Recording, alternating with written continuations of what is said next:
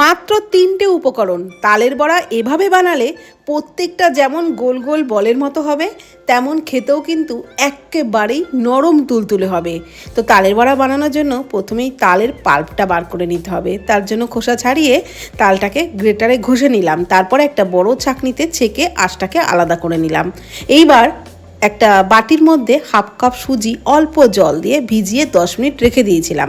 10 minute পর তালের পাল্পের মধ্যে ভেজানো সুজিটা নিলাম, সামান্য একটু লবণ আর 1 কাপ ময়দা, হাফ কাপ চিনি গুঁড়ো দিয়ে সমস্ত কিছু খুব ভালো করে ফেটিয়ে নিলাম। ভালো করে কিন্তু ফেটিয়ে নিতে হবে, তবেই বড়াগুলো প্রত্যেকটা বলের মতো ফুলবে। এইবার কড়াইয়ে সাদা তেল গরম করে নিয়ে ছোট ছোট করে বড়াগুলো ভেজে নিচ্ছি।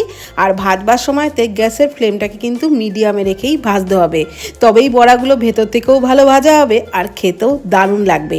তারপর একটা সুন্দর রং ধরে আসলে বড়াগুলোকে তেল ঝরিয়ে তুলে একটা টিস্যুর উপরে রেখে দিতে হবে, তবেই তৈরি হয়ে যাবে এই রকম নরম তুলতুলে ফুলকো তালের বড়া।